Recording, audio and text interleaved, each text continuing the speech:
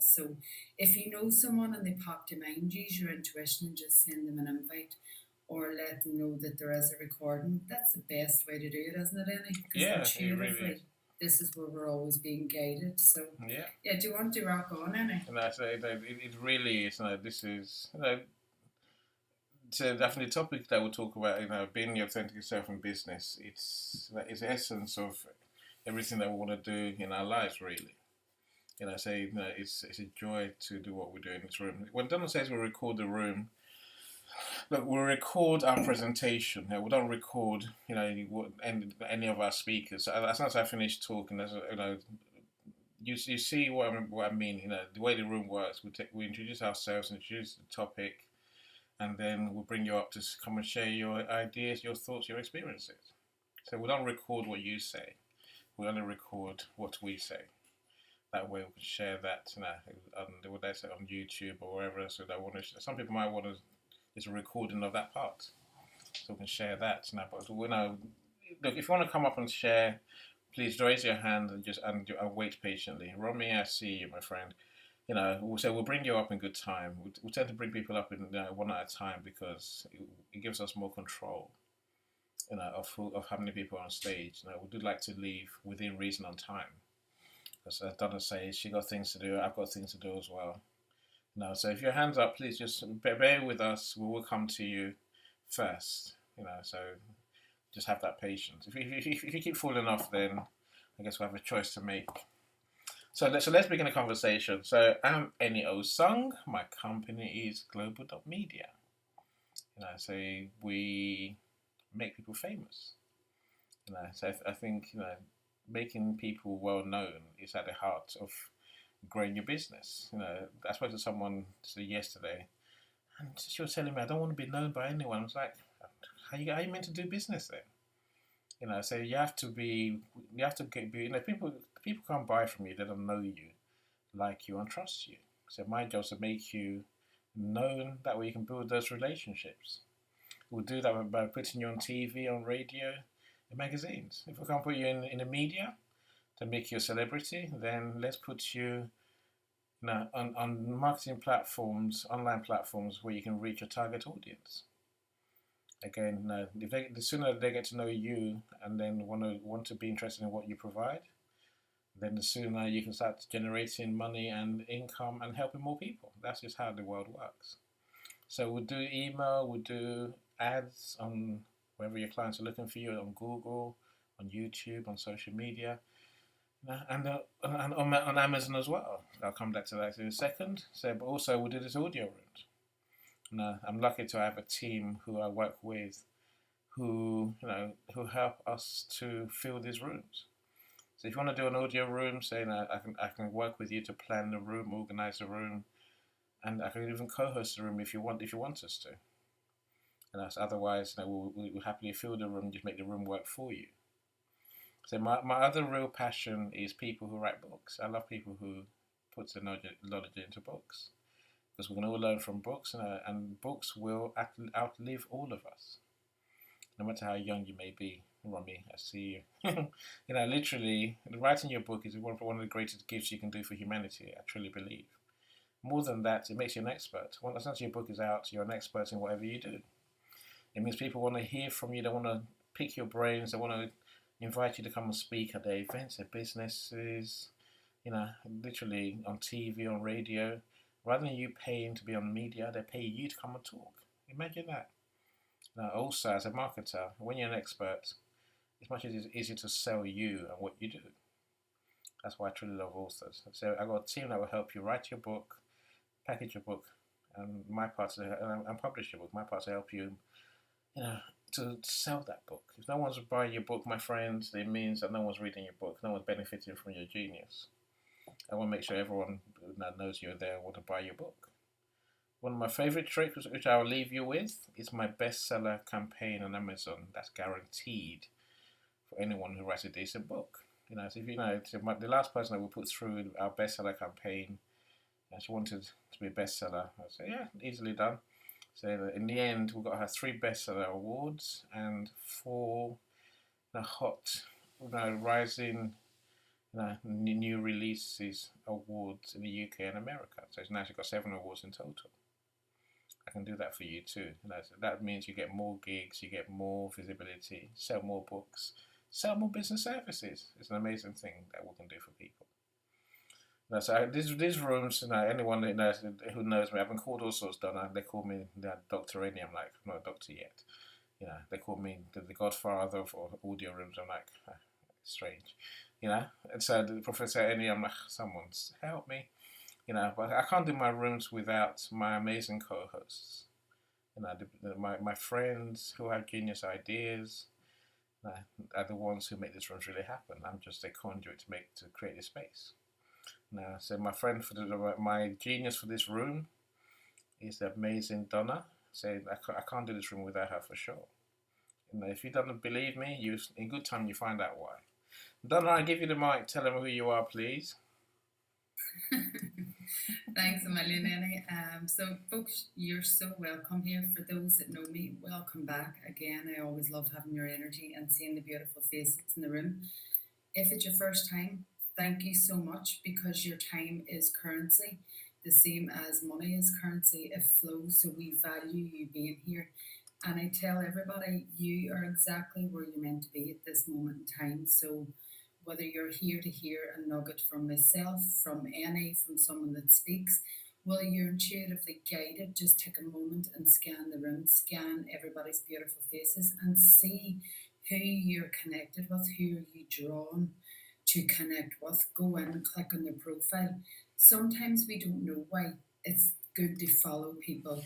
If you intuitively are guided to connect with someone, go explore, see what it's about, have a conversation. Because in this world, we operate on a universal law, we operate on vibration, on energy.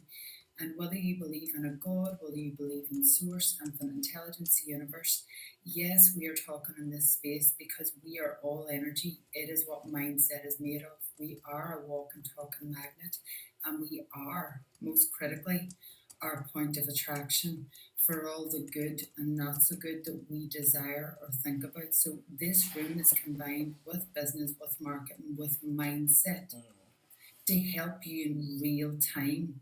So this is where I come in. My name is Donna Martin. I am the Good Life Coach.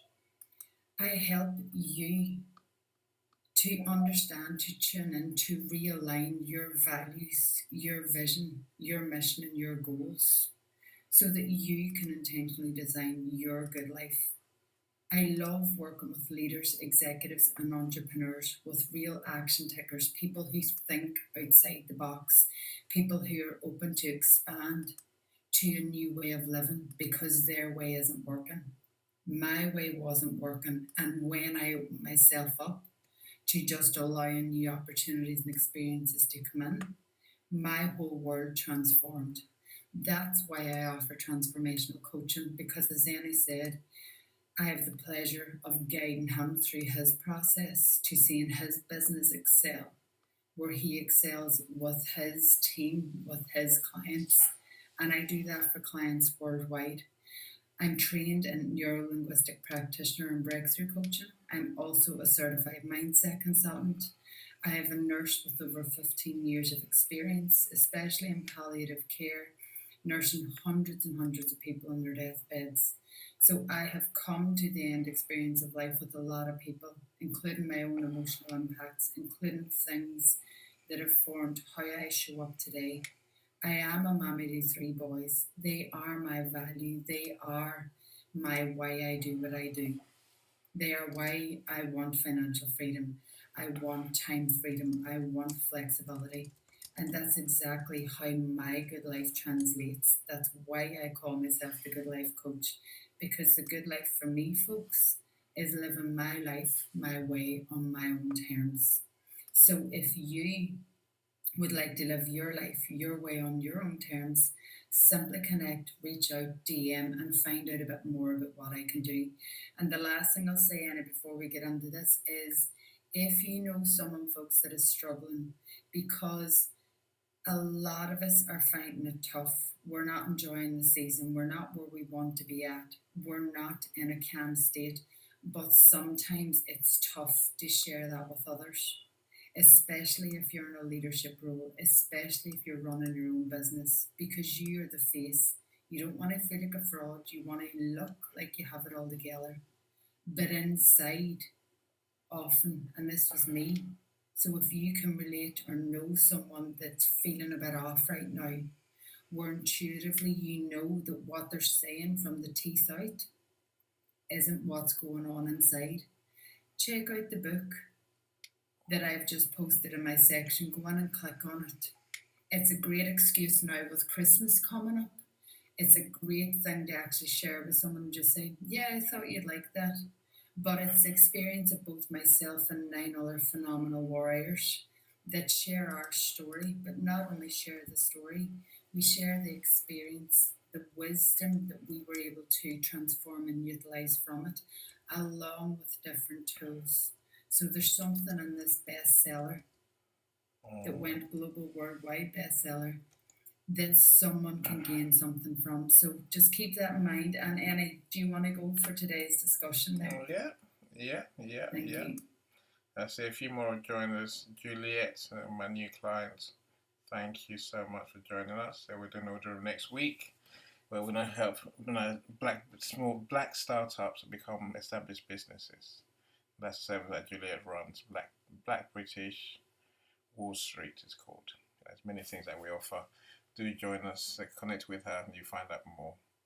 So Lassie, welcome, great connector of people. I always appreciate my friend. There's Jay, this storytelling strategist and also audio room host extraordinaire. There's many audio rooms these days. For all sorts of people. Jay's on a mission to help people and to elevate people. Kingsley, I see you.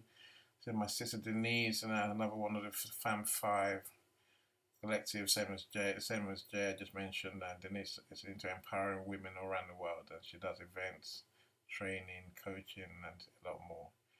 Jamie, hopefully that's how I pronounce your name. I hope that is. Welcome, thanks for joining us too. Right, my friends. So today we're talking about FOMO, the fear of missing out. One of my favorite topics. One of my also most do I say annoying things in life. That's something that I have a view of FOMO which I want to share with you, and I would love to know your thoughts about using it in your business. Now, as well as using FOMO in your business, how do you see FOMO in your lives? How do you respond to FOMO? So I love this room because again I get to vent almost, but it's more sharing my ideas with you of what's right, what's wrong, what can help your business, and what can help you as people as we go. And so I would always invite Donna to share some insights, especially when it comes to our way of thinking. For those that don't know, FOMO essentially stands for fear of missing out. And fear of missing out. It's a thing. It's a thing in business, especially in marketing. Let me explain, my friend. You see, as humans, we want to be part of everything. We want to be part of things, right? We want to be in the know. We want to know what's going on. We want to be connected. We also want the best deals, the best offers, the best prices. You see, herein lies the value of the fear of missing out for businesses. Now, FOMO is a marketing technique. A technique that has immense power, serious power. I'm sure you've seen it you see it every day, all around you. Now, people are using FOMO as if it is, it's a marketing tool, because that's what it is. In this world of ours where everything's noisy, we want people to see us and to respond and to buy whatever we're selling. So maybe I'll start with the business side of things. So when you figure that the average person, that's everyone here in other words, receives the best part of 3,000 marketing messages every single day. We live in this era that we call the attention economy. Fear of marketing is one way that companies want to use to change the equation, to be the ones that stand out, the ones that make you respond there and then. We want you to think, strike now, buy now, because this is the best time to buy. I can't afford to wait. In our simple minds as business, all we're thinking is, anything that can make them convert in bigger numbers is a good thing for us. Anything that means that we don't lose you as a customer is brilliant for us. Look, fear of missing out marketing. It exists. So we see it, and very often we respond. You know, if we look at the psychology of FOMO that we know that we're utilizing, I guess we know that people don't want to miss out on potentially rewarding experiences. We don't want to be the ones that have to pay more or pay the normal price when we can get it for less. Now, if you're wondering how we apply FOMO, in our businesses, think of the things that you see. Look, only 5 places left. Last 5 places left. Even early bird tickets is a FOMO reaction, a FOMO strategy. This exclusive offer, time limited offer, and the best price, one time only. Discount for only for 3 days. We want you to buy now. As a business, I can't really fault people for using FOMO. Of course, I can't. If it makes people buy, then good for us as businesses. There is a question which always goes around in my mind, which is why it drives me crazy. There's companies using fear of missing out marketing techniques when we know there's no hurry. Does that really challenge our ethics? Is it really ethical that I can tell you there's only 3 places left when tomorrow I can make another 10 places available? Does that sound to you like a business that's authentic, that's trustworthy? What would that do in terms of how you think of me as a brand if I say to you that this is exclusive and you find out it's actually everywhere else too? If I say to you this special offer price is only for 2 days left, and then suddenly you find out I'm still running the same offer next week, would you trust me?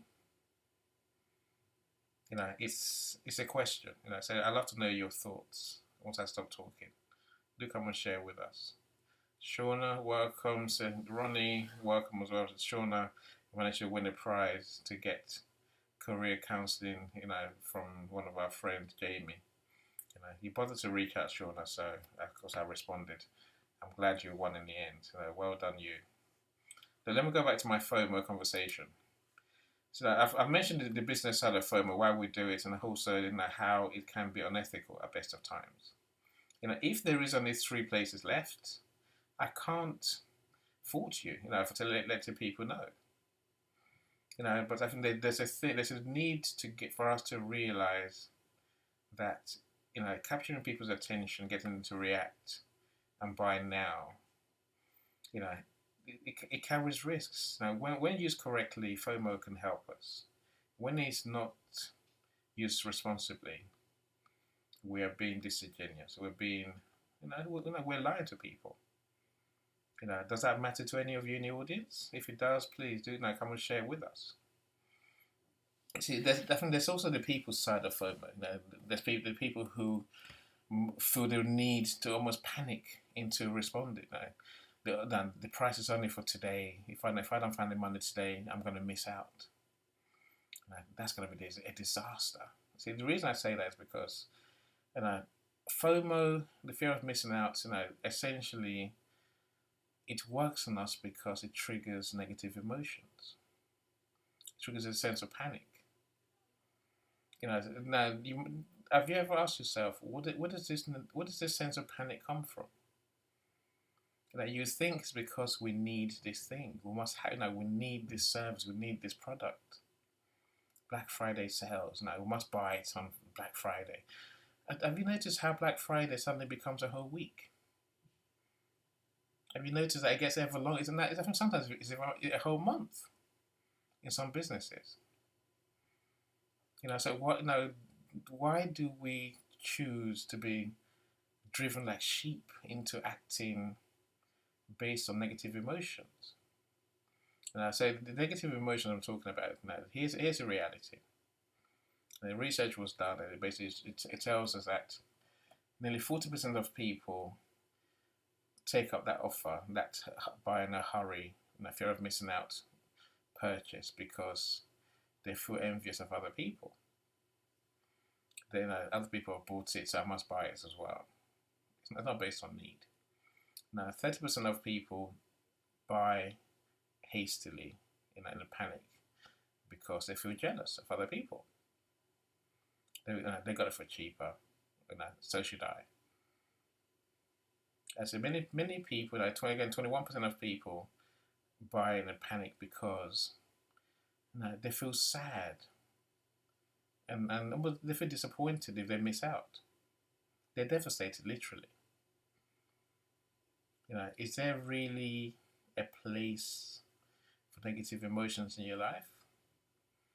Don't know. I'll let you give us some idea. From a mindset perspective, you know, do we have a place for this sense of unease, this sense of panic that people tend to show when it comes to this strange marketing technique? Well, it's a great question, Annie, and you have the answer within you. So, every one of you beautiful people that are on here, I want you to think of a moment in time when you've had this experience, because this is something that we've all experienced or highly likely experienced at least once in our life where it's been like, oh, quick, I have to get it, I have to get it, I have to get it. So, I want you to just dip into your memory box and I want you to just simply join the dots. Close down your eyes if it's a bit easier, if you're comfortable or depending on where you are, and just actually go back in that process and go back and think about just one time. Because when you think in pictures, so you think in imagery. And when it has already happened, you've already connected a cellular connection, you've already connected an emotion, energy and motion to that story loop, to that image, to that visionary of that story and tale. And this is how we operate overall. So if you go back to a time in your life when you actually done this, and it doesn't have to be a biggie, it doesn't really matter, but notice what energy is attached to the feeling of that fear of missing out. Notice the energy of, oh, why did I not get that sooner? Or, oh, did I miss out on that? Or when you have got it for fear of missing out and you've maybe juggled a few things to make it happen, and then all of a sudden you see that it's added on for an extra week, and you were like, oh my God, actually, I didn't pay attention to the amount of frustration, anxiety, and stress that was actually just fast forward and accelerated in that moment that actually probably didn't feel very good. It probably didn't feel very helpful. Do you want to just put a show of hands there? How many people can relate to this? Yeah, How many of you have gone back into your memory bank and actually thought about a moment in time? And it doesn't have to be something horrid. But what I want you to understand here is that for all those small moments, for all those 1%, for all those running your energy of extreme, of anxiety, of frustration, of allowing someone else's outer influence to run your internal energy, to impact you both internally and in your external world. How did you act externally trying to make all that happen? To get in on that bargain or to get in on that space before it ran out? And then how did you feel when it actually didn't really run out? True. Because frustration, anxiety, annoyance, anger, upset, resentment, all of these type of things are negative energies that send you on a lower vibration, that send you on a lower spiral and a lower loop. And the core reason, folks, that this matters is because we operate on three different levels. We operate on an intellectual level, where you have an educated brain, you have an educated mind that allows you to say, yes, I accept something. So, yes, I accept this truth and I'm not going to buy into this. or no, I reject this. Mm. And so it's yes, you accept this truth, or no, I don't accept it. But we also have our physical bag of bones, and that's always attached to an emotion. And we attract whatever our dominant emotion is, our energy in motion. So we are consistently attracting, and when you have all these 1%, the spiritual side, the soul side, it's taken down a path, down a spiral that isn't helpful because you continue to attract more of that same vibration, more of those same people on that energy wavelength, more of those opportunities on that fear of missing out opportunity. And you can only understand that when you have your own examples, your own experiences. So this is about you, it's about your life, your stories, your experiences, because these are the things that you know to be true. These are the things that you trust because they've happened. So then your intellect starts saying, okay, well, actually, if I've experienced them and I'm not just listening to Donna and Annie giving me an anecdote or an experience that they've experienced in their life, but I have had this experience, so it's actually true, then your intellect takes this on board and starts actually paying more attention to the type of things you're attracting, to the things that are showing up in your world, to the things that people are thinking that you're offering or they're offering that you're going for. So it's just about the mindfulness, Annie, isn't it? It really is. And being aware of what it is that you're looking for, what you're attracting, and what you're accepting. I think it really is that. It's that's what when you realize that you have been duped and lied to. That's one time where we think, damn, why did I respond like a sheep, literally? And I said the other side of it, Donna, is that many of these things that we buy in panic, in haste, we end up regretting. Literally, even it wasn't what you needed or it wasn't what was promised, it wasn't quite as good as you thought it would be. The deal you got was just not as sweet as you thought it would be. When you realize that, you definitely you don't want more of it, as Donna just said. You want to make decisions, that are considered, that are right for you. I say FOMO. It's a thing. It's a thing that's there. And I think I don't tend to respond because I buy what I'm going to buy. I buy what if I need something, I find my way to buy it. The price is it's the price it is. I don't buy anything on Black Friday. I don't buy anything on Cyber Monday, unless I'm going to buy that thing anyway. No special sale is going to make me buy something. Really not, because I don't. Because I'm a marketer, maybe I know that it's a trick. Like I say, I know the disappointment that comes when you feel that you've been had. I don't use FOMO in my business unless it really is true. If there's only 10 places left, I'll tell you there's 10 places left. I don't want to tell you this price lasts 24 hours only, and then to extend it. I'm loath to do that to anyone. And I think we need to look at this type of marketing techniques, and consider when we use them to make sure that we really are being authentically honest. But also, as people, to realize, we don't need to respond like sheep. As brands, we must realize that people are savvy. People know. I mean, it didn't take long a few years ago for it to become known that these Black Friday deals are nowhere near as good as they look. Black Friday is meant to be the lowest price ever, right? For things that you buy on Amazon, for example. Only for people to put two and two together and work out, what, these things were cheaper 6 months ago. They were cheaper 9 months ago. They were cheaper 3 months ago. People hike the price and then lower it for Black Friday. We're just being mugged, literally. So now, that feeling of being conned, being lied to, always backfires on companies. So it takes years to build trust as a business. It takes seconds to lose it. This sort of cheap marketing techniques is one way that we lose that trust very, very quickly. But as people, I think we should do more for ourselves to make sure that we're making decisions that are right for us. That feel right, and sit right with us. That way, whether we're right or we get let down, at least we know we made a choice that was deliberate, intentional, and to the best of our ability. I don't think we need to respond as if our life really depends on something we know that our life doesn't actually depend on.